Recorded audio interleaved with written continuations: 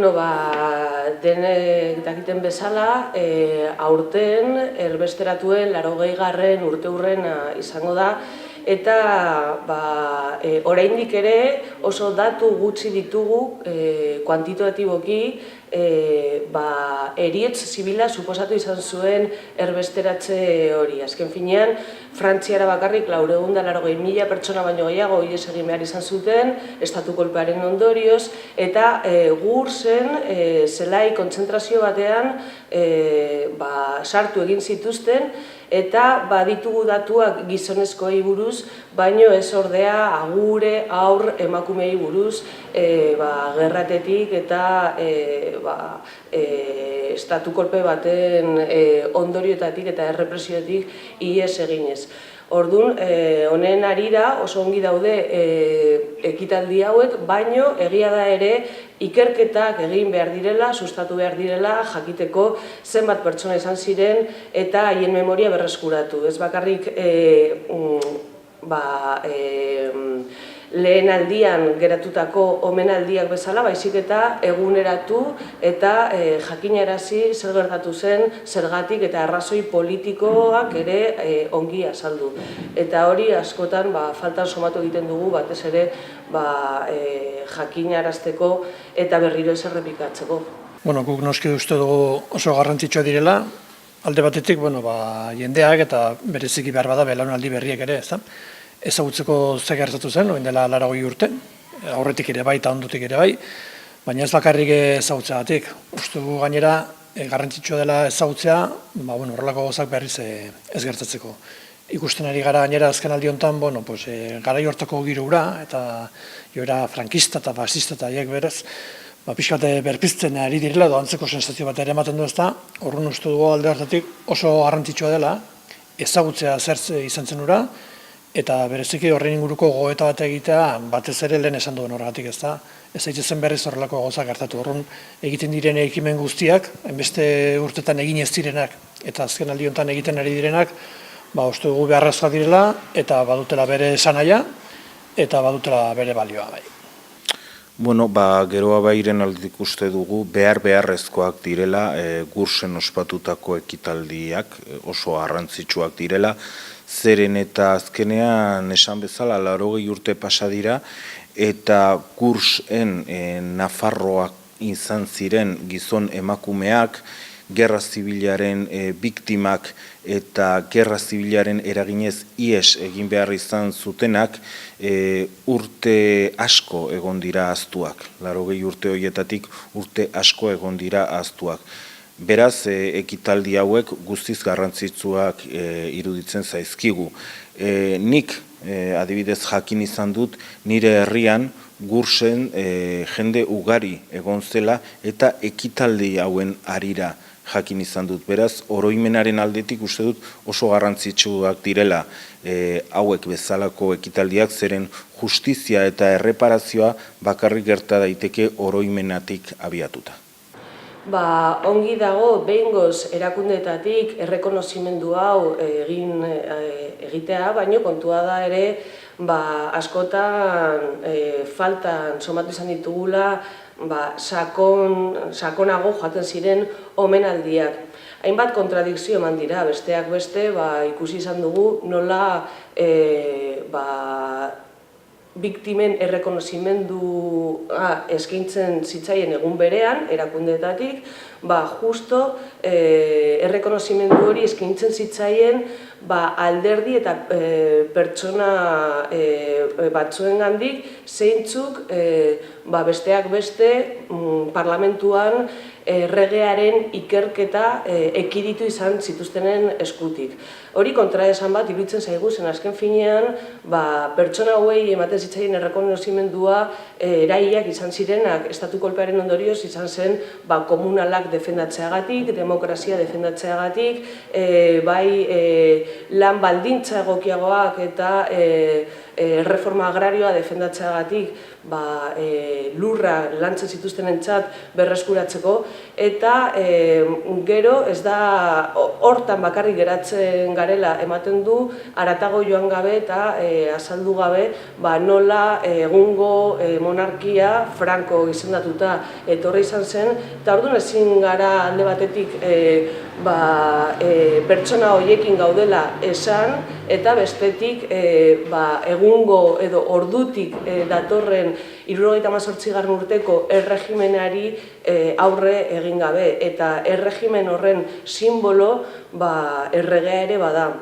Asko dago oraindik egiteke, zeren egun ere Espainiako ikurra eta bandera bada golpistek eman izan zutena, eta parlamentuak erabakita apirilaren 14an republikar ikurra jartzean, asko bertan bera utzi izan zuten akordio hau botere judizialetik zetorren mehatxuaren beldur. Bestalde ere ikusi izan dugu, eta gu salatu izan dugu, nola egun oraindik ere Nafarroako diputazioan hor dagoen areto nagusian, presidenten aretoan, badago oraindik ere Konde Rodeznoren erretratua. Guk kentzeko eskatu izan genuen, honek izan zuen eraginagatik errekete eta fascisten arteko harremana sustatuz eta errepublikaren kontrako estatu kolpea egiteagatik. Frankista eta halako genozida baten erretratua ezin da erakunde demokratiko batean egon. Orduan, ongi daude errekonozimendu hauek, baino asko sakontzeko dago oraindik, asko egiteke dago oraindik, eta ezin gara bakarrik neurri simbolikoetan geratu. Bueno, legegintzaldi honetan eginda, zuzen ere aurrekotan egin ezena, lehendik ere egina egon behartzuena, baina beste urten ondoren, oraindik hori egin gabe zegoena, alde hortatik iruditzen zaigu aldaketaren gobernu honek utzi diola erronka horri, lan ildo bat izan da, garrantzitsua, eta gauza asko egin da, bai parlamentuan eta bai gobernutik ere, besteak beste legea bera, honen inguruko legea aldatu da, egokitu da, ume lapurtuen gaia sartu da, zigor prozedura ere bai, ekitaldi asko egin da, aitortza asko, ikurrak kendu dira, horren, iruditzen zaigu hori guztia oso garrantzitsua zela, eta gainera beharrezkoa zela, orimin historikoa eta memoria demokratiko hori bizkat ere ikitzu ez da.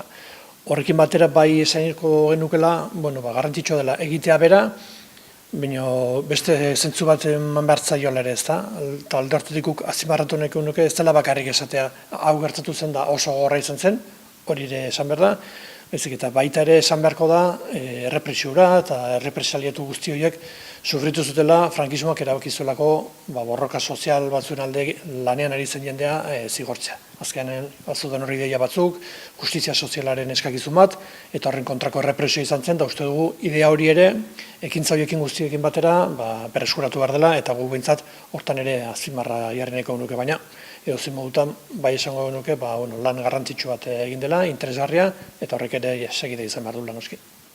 Geroa bai uste dugu oso harro gaude legealdi honetan, memoria historikoaren arloan Nafarroako erakundeek egin duten lanagatik. Uste dugu ezin direla lehen eta bigarren mailako biktimak izan, eta frankismoaren biktimak Nafarroak urtetan eta urtetan bigarren mailako biktimak izan dira, eta gure ustez justizia eta erreparazioa zor zitzaien, eta legealdi honetan egindako lana guztiz garrantzitsua ikusten dugu. Lehen aldiz, legealdi honetan Nafarroan eta Nafarroako gobernuaren menpe egitura administratibo bat dago memoria historikoa lantzeko. Eta gure ustez hori urrats garrantzitsua da, eta datorren urterako uzten da urrats garrantzitsua. Fasismoa kondenatu gabe ez dago benetazko demokraziarik, eta hori da egun gertatzen dena, eta egun oraindik ditugun bai lurraldetasun edo sozial arazo guztien artean, ez? Badugu marko konstituzional bat ordutik datorrena, transizioa egun batetik bestera egina eta mehatxupean egin izan ondoren frankistek zuten indar guzti horiekin, eta egun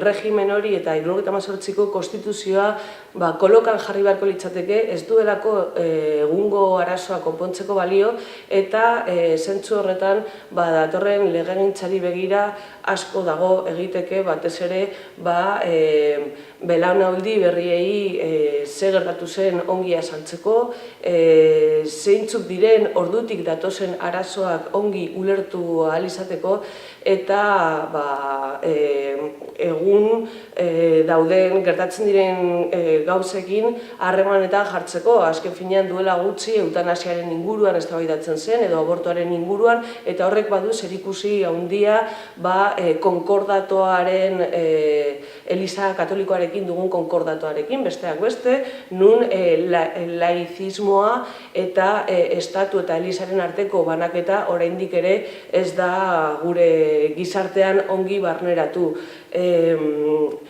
Nik uste dut ere, zentzu horretan, kolokan eta zalantzan jarri beharko litzateke, oraindik ere, hezkuntza publiko bat sustatu beharrean, nola hainbeste diru ematen zaion hezkuntza katolikoari, nun aurrek ezin duten euren askatasun erlijiosoa guzti sustatu, eta azken finean, gizarte laiko bat nahi baldin badugu eta gizarte benetan demokratiko bat nahi baldin badugu, berri irakurri behar dugu historia, nola kontatu izan diguten berriro kolokan jarri, bai transizioa, bai egungo erregimena, eta hori erakundeetatik azken finean helburu pedagogiko bat ere bete beharko luketelako, eta egun ematen diren arazo ekonomiko, sozial eta lurralde arazoak izan dugun iraganarekin ere harremanetan jarri. Bueno, iragana ez dela ukitu behar, nik uste ez dela planteamendu okerra da hori, ez da, hola pentsatzea, ez da ukitu duzukitu, kontua ez da hori, iragana ezagutu behar da. Askotan eroimen historikoaren inguruan ari garenean, erabiltzen dugu eskema bat ez da egia eta justizia eta reparazioa. Lehen da biziko zuta behartan, egia baldin bada, hasteko historia bera ezagutu behar da. Nik uste oroimen historikoaren edo demokratikoaren hildoan egiten dena askotan hildo hortatik doa, goazen ezagutzera ze gertatu zen, eta goazen kontatzera, eta gero hortik etorriko da justizia eta erreparazioa. Orduan, zu inolako beldurrik izan behar iraganari begiratzeko, beti ere pentsatuz orainean bizi garela eta etorkizunera begirare jarrita gaudela, ezta? Horrek guztiak izan behar du noski, edo balio behar du etorkizun hobe bat eraikitzeko.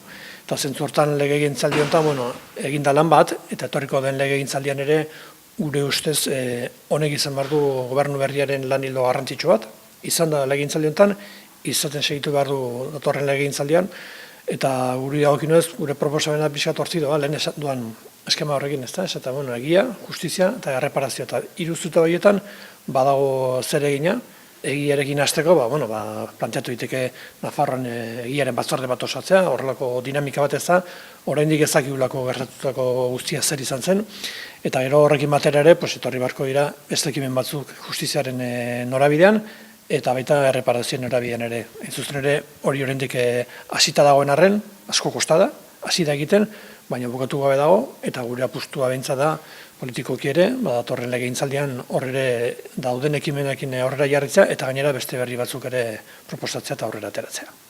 Gure ustez, iragana ukitu behar da. Eta iragana frankismoa da, iragana gerra zibilaren ondorioak dira, iragana eta da, iragana eskuin muturreko indarkeria da, eta guzti hori ukitu egin behar da bakea eta elkarbizitza lantzeko, zeren bakarrik ukitzen bada bermatzen da ez dela errepikatuko. Beraz, gure ustez, legealdi honetan egin den lana oso garrantzitsua izan da, eta datorren legealdian, memoria historikoaren alorrean egin beharreko lana, legealdi honetan egindakoaren abiaduran joan beharko litzateke.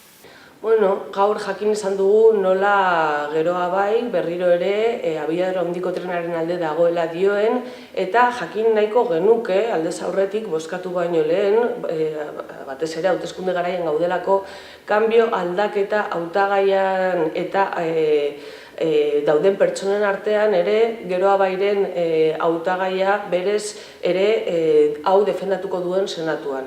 Guk faltan somatu izan dugu eztabaida politikoa, eztabaida sakonagoa, nun gauzak argi eta garbi adierazten diren aldez aurretik. Apirilaren 28an hauteskundeak izango dira eta oraindik ere ez dakigu ze programekin, ze aliantzekin eta horrek gero Nafarroan izango duen eragina ere.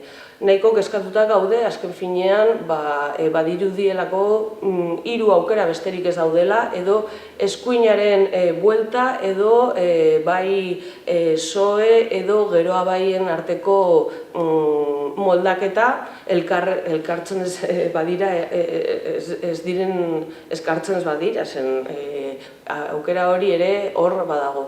Orduan, zentzu honetan, jendartetik eskatu beharko genuke ez bakarrik eduki politikoetan oinarritutako eztabaida, baizik eta ere gero ze aliantzak emango diren Nafarroan, batez ere gero gure egunerokotasuneko politikak aldez aurretik eta bozkatu aurretik jakin nahiko genituzkelako, bestela fraude demokratiko baten aurrean egon gintezkelako.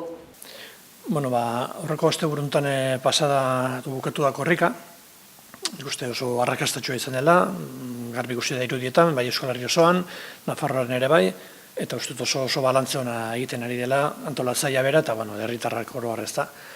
Orain dela gutxi ere izan zen Euskaraldia, eta hori izan zen Euskararen aldeko beste bultzada ikaragarri bat, eta bai batak eta bai besteak erakusten dute, gizartean behintzat eta Euskal Herrian badagoela Euskararen aldeko atxikimendu indartsu bat, bultzada bat, jendeak estimatzen duela bere hizkuntza, uste duela ahalegin bat egin behar dela bai pertsonala, hain norbanakoarena, baina bai kolektiboare eta instituzionala eta herriarena hizkuntzaren alde, eta uste dugu hortik ondorio hori atera beharko nukela eta kontutan izan da gainera.